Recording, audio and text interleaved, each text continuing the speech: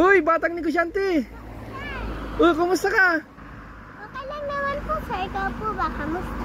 Okay lang din. Saan ka pa pupunta ngayon? Sa school ko po, sir. Oh. Nihintay-hintay ko lang po sila mami at daddy, sir Oh, papasok ka na ngayon sa school? Opo, sir. Bakit wala kang bag? Nandun po kasi, sir, yung bag ko sa school May challenge ako sa'yo. Ano po ba yun, sir? Papipiliin kita. 1,000 o si Jesus? Pipiliin ko po yan, sir. Si Jesus po, sir. Ha? Si Jesus po, sir. Hawakan mo yan, batang negosyante. 1,000 pesos. Gagawin ko na yan 2,000. 2,000 pesos. Kahit 2,000 pa rin po yan, sir. Si Jesus pa rin po yung pipiliin ko. Talaga batang negosyante. Maganda na yan, pangdagdag sa iniipon. Batang negosyante, uling pagkakataon. 3,000 pesos o si Jesus? Si Jesus pa rin po, sir, ang pipiliin ko. Batang negosyante, malaking halaga na to, pangdagdag sa iniipon mo pang tuition. Sir, di ko po kailangan ng pera kasi po may kita naman po ako sa pera. Sir, hindi ko po ipagpabalik si Jesus sa pera. Sigurado ka ba talaga batang negosyante? Opo, sir. Sige, ayan na si Jesus, ayan na yan. Sige, tingnan mo si Jesus Meron pa yan sa ilalim.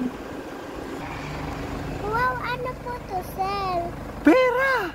Isa itong magandang halimbawa mga kapatid na kapag pinili natin si Jesus kaysa sa pera at sa mga makumundong bagay ay masigit pa ang ating makukuhang biyaya.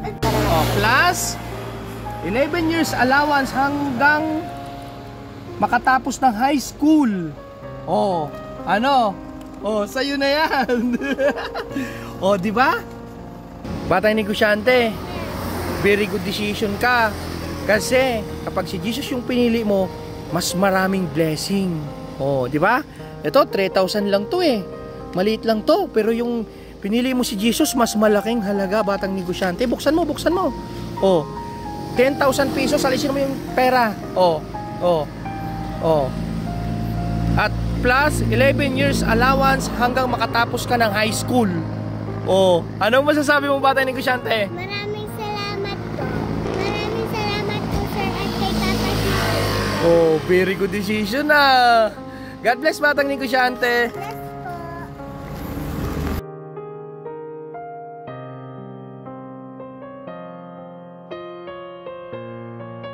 God bless, batang negosyante. God bless rin po, sir.